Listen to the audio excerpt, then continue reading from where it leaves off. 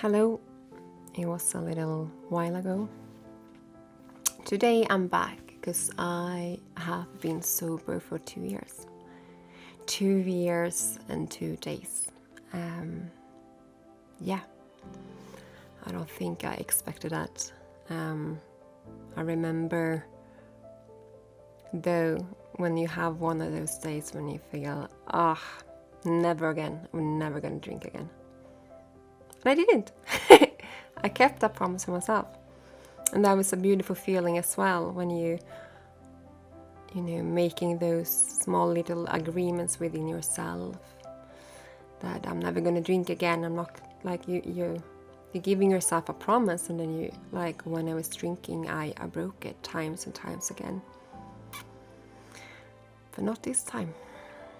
There is something within me that I had enough. I just wanted to go in another direction of life. And I noticed the times when I was drinking, that's where the problem was created.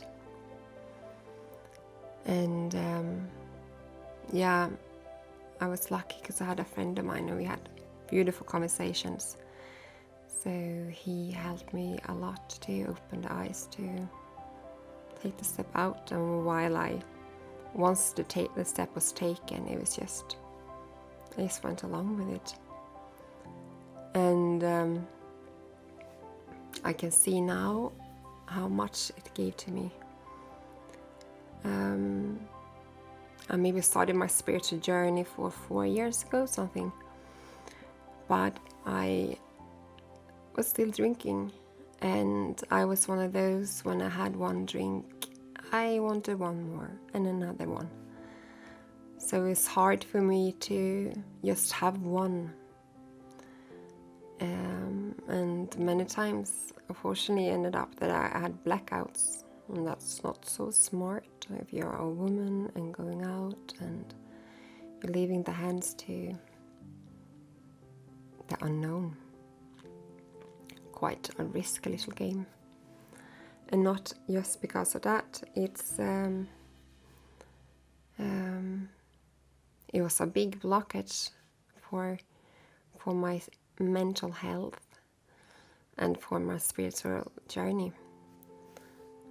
So the background to me was that I grew up with deaf parents, so I can talk sign language. But I also grew up with mental sick parents.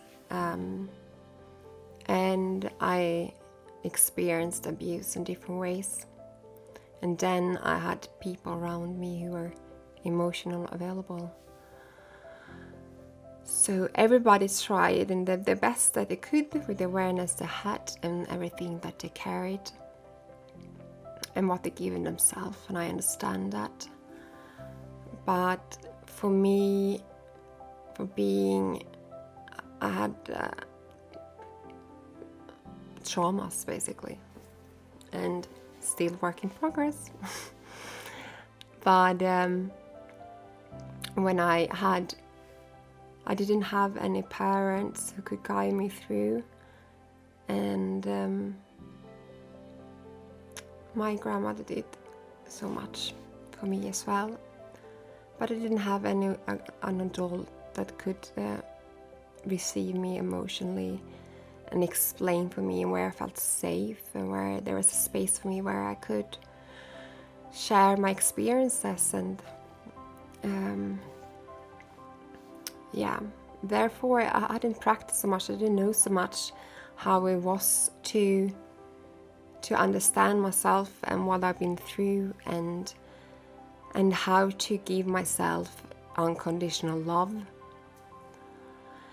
So when I stopped drinking, this was some of the realizations that I learned. I learned to experience unconditional love. And it was really beautiful to experience that. And I have a little notepad just so I don't forget anything. But what was my lessons? What did I learn?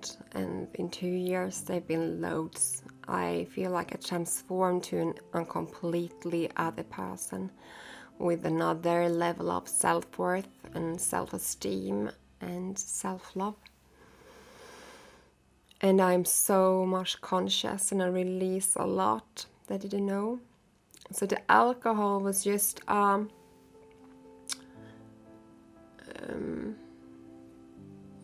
don't find the right word, but just because I carried a lot of pain within me, the alcohol was a great way to kind of numb it. I didn't do it consciously. I didn't know about that I even did that. But when I think about it now, and everything that have been purged through me, as I say, everything that I've been sitting with, I can see now. But I could, for example, if there were nights and I felt restless, and it was this restlessness that made me like that I wanted to go out, and I thought I need to go out and mingle with people. I need to do something, and I just want a glass of wine. I just want to be out and mingle, and I didn't like to be alone in my own company, so I used the alcohol and escaping out to the social life as an escape, as a distraction of what was actually hiding behind that. And yeah, it was a decision that I made. It was a choice. And then once I took it, I realized the beauty to be without it, and everything that just fell through and came through just made me realize. And also I started to read books, and I learned a lot as well what alcohol actually doing with your body and the society, and the relationship we have with alcohol is toxic. And I realized that I want to be present. I want to be present with my emotions. I want to be present with myself. I want to be present in connections. I don't want anything to dim that. So I really don't feel any temptation. The people I have around me don't drink. They're quite conscious and have a very healthy lifestyle, and are also on this growing journey. So yeah, I learned how to navigating through my emotions, and I found I could before that see what triggered the anxiety, and I could understand myself, like I explained. I can understand my patterns, my reactions. I can understand the pain and the trauma that I was carrying. And I digged deep, and I went through layers, and it's like a garlic. You just,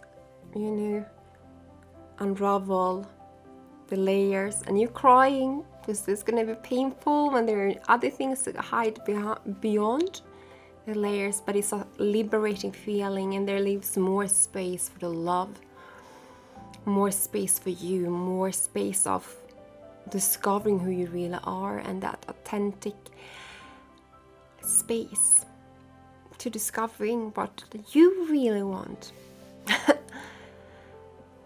That is not connected to, what I've been taught that I should be. Either parents or the society. Starting to get to know myself. And that was beautiful. And I started to attract those type of people as well. When I removed the alcohol, I started to turn to more conscious people who were on the journey of connecting and exploring and expressing themselves in a new way, where you don't need alcohol. Also, a side note to that is I realized and I learned that the alcohol, I had used them for reasons. I said to myself a story that it makes me feel relaxed. It makes me feel confident if I'm going to go meet people. It makes me more bubbly and more fun when I drink. But that is lies. And Actually, you're not super sexy when you have been drinking and stumble out words. Yeah.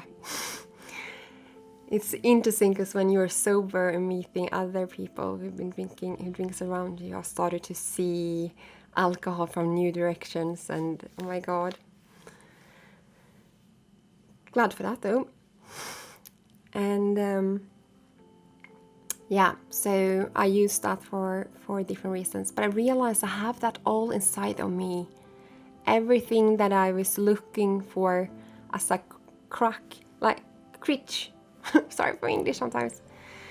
Yeah, it was just, I had it within me.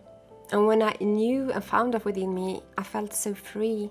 And I didn't have to turn to alcohol. There were no need. Why would I want something that is like, when I already have everything within me, I'm already whole. I don't need to look for something. So that was another discovery as well. And when I was digging, I'm turning back to the garlic. You remember the layers, releasing, and the root of it all was the inner child. And that inner child, she needed my love. So all the times when I've been running out and craved the validation and love from others, it was just also another addiction, because that source comes from me. And I discovered there was so much that my inner child wanted to share with me. She longed for my attention. She longed for me and my love. And there were memories and times where she needed that healing. And this is the moments where I could come in and have those conversations with her to be able to clear the path. Because I realized that a lot of my fears that came through, I carried in the adult life, and there were stories that I told myself. That limit myself, that made myself smaller. But it was stories that the inner child of mine carried. And when I looked at it, I realized it's not true. And that I took over other people's pain, and I took over other people's projected fears. It was never mine from the first beginning. As a child, as we all are, we are pure. We are pure, and we have that innocence and love and that exploration. Like, we want to explore everything, and we're very brave, and we are creative, and everything within that still lives within ourselves. So that is my story. But with my decision to removing that from my life, it changed. It was a game changer. It changed so much me. And I'm not going to try to make it too long. But know that it is possible, and it's about that choice. And something that helped me is to find other people who are maybe not one of those who always go to the pub. Maybe seek through another community where you can connect with people who in a more alcohol-free environment, where you maybe can discover new sides within you. Maybe you're trying yoga, maybe you're trying to dance, or whatever it be, knitting. Give yourself a chance to be able to explore new sides. And it's okay. You're gonna be okay. And there are people on your journey. And we all carry traumas. We do, because we grew up with, we haven't experienced unconditional love.